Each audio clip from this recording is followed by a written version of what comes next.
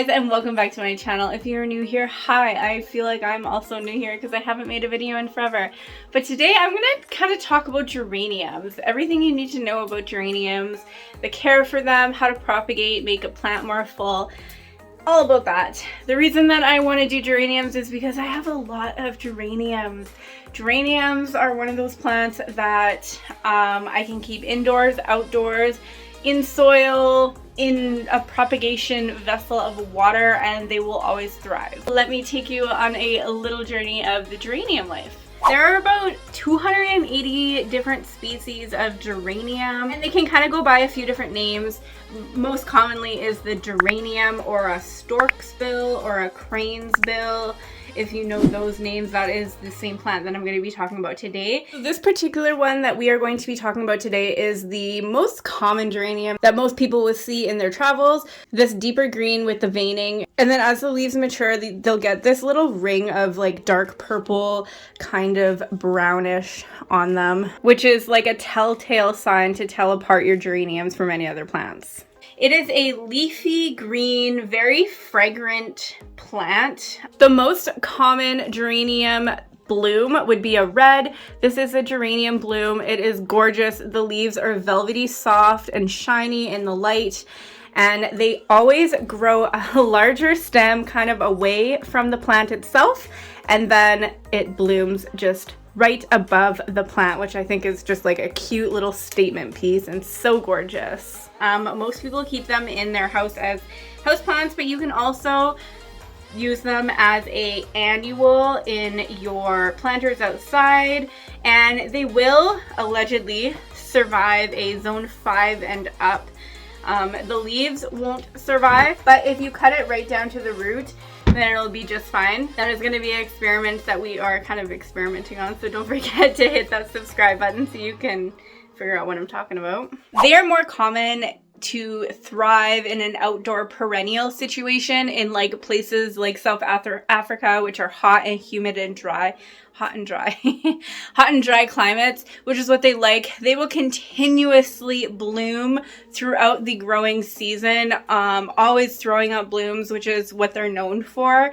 And they're also known for their distinctive smell. If you want your geranium to bloom all winter long inside your house, here's a little trick. You're gonna trick the plant. So as much as I hate doing this, as beautiful as these blooms are, you are just gonna go to the top, you're gonna go all the way down, and you are just going to break it off and get rid of that bloom, because it's now gonna focus all of its energy into a brand new set of blooms. That is what that looks like right now. This guy's gonna bloom in about a week. You can already see the bloom coming, so a lot of its energy is going to be focused on this now. And like I said, they are frost hardy, which means that the leaves will die down, the branches will die down, but the roots will stay as long as if you're in like a zone 5 or higher. This here is one of my many geraniums. This was just cuttings that I had rooted in water and thrown in a pot. It looks very sad and decrepit, so I'm going to be taking off all of the dead leaves that you see. I'm actually going to take this out of this soil, and then I'm going to pot it up with some cuttings that I have, and I'm going to repot it with some nice new soil in a nice new pot with proper drainage. So let's talk about propagation. So I'm going to kind of clean this guy up a little bit, and I'm going to use my sanitized shears. And basically all I'm going to be doing is cutting off all these dead pieces, and then I'm going to be taking all of this out of this pot, like I said, and then I'm going to transfer it into another pot. But right now I'm going to show you actually how to propagate this. Geranium is so easy to propagate, you guys. You can do it in soil or water. If you like the look of roots in water, then I highly suggest doing that. It'll always, most of the time, work. But you can honestly just plop these right into soil and don't even have to, you can skip the water stage if you want. So this is one of these stems. As you can see, it's pretty leggy, but you can also see here, there is a node right here, and there is a node right here. Basically, wherever a leaf is growing out of, that is a node. So that's where the roots are gonna grow out of. So I'm actually gonna chop this guy pretty, I'm going to chop it right down to the soil because I'm going to be repotting it. So I'm going to chop it way down here, which is right underneath. You can see the node where the leaves are at the bottom here. And then that will just straight go into soil. Another thing you want to do is kind of just get rid of the dingy yellowy leaves. So I'm literally just going to chop those off. And because this is going to be buried into soil, you can just chop off the bottom leaves. These will just keep, but this is going to go straight into soil. This leaf here is damaged, so I am going to be getting rid of it because it's just going to die anyways.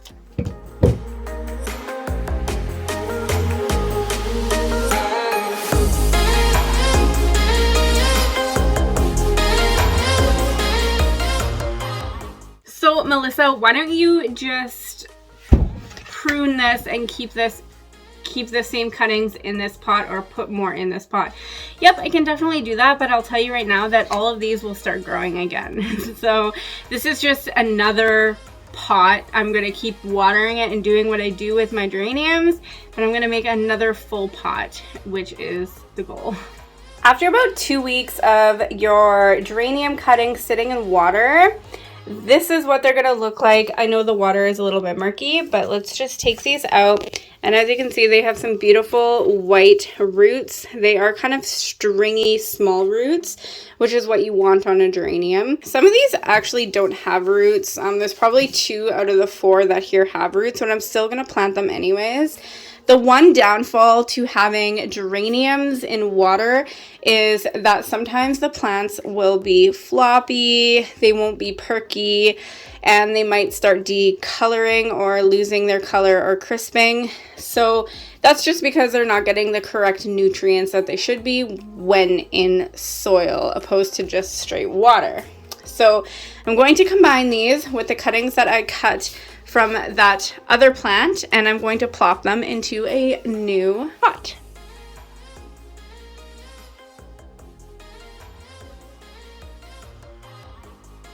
All right, so this is what this looks like now. It's a lot healthier, happier than the other one that you saw at the beginning of this video. It's a big full plant, and it is a great way to give plants to anyone, make a new plant, make a great gift for someone. I absolutely love this. It does look a little leggy right now, but I promise you it will bush out. It'll be happier. It'll give you those blooms that you always want with your geraniums. So now let's talk a little bit about the care for them. So the care for them is very easy. In my opinion, what you got to do is you got to keep them away from the sun. They do not want to see the sun. So if you have a plant right up against the window where they can see the sky, I don't think the geranium is going to do you any good. You want this guy to be in like an indirect situation, away from the window, away from the sun, but bright light. Yes, don't put it in bright sun, but also don't put it in shade. Your geranium is not going to like shade, and what it's going to do is it's going to become leggy, it's going to become lanky, it's going to become yucky. It's not going to bush out and be a beautiful geranium like you would want. And that goes for the light. If it's getting too much light, like I mentioned, if you have it up against the window and it can see the sky, sometimes the leaves will get burnt. You'll get discoloration, which could mean just a sunburn. It could mean any sort of disease. So you want to make sure you're giving your geraniums the proper lighting. So bright, indirect lighting. When it comes to watering, I honestly water these guys once a week. I've never noticed if they like to be super dry or super wet. You want to make sure that you're watering the soil only. If you start watering your geraniums with a spray hose outside and you're getting the leaves wet, it could become a little dramatic and finicky. Geraniums don't really like their leaves wet because they have a very distinctive feel to them. They are quite fuzzy. It's kind of like if you got velvet or velour wet, you probably wouldn't be happy about that. They're pretty easy to deal with. So it's another reason why I love this plant, because it's so easy to take care of. Alright you guys, if you enjoyed this video, don't forget to hit that thumbs up button and subscribe to my channel if you want more plant content. And I'll see you guys in the next video. XOXO, bye!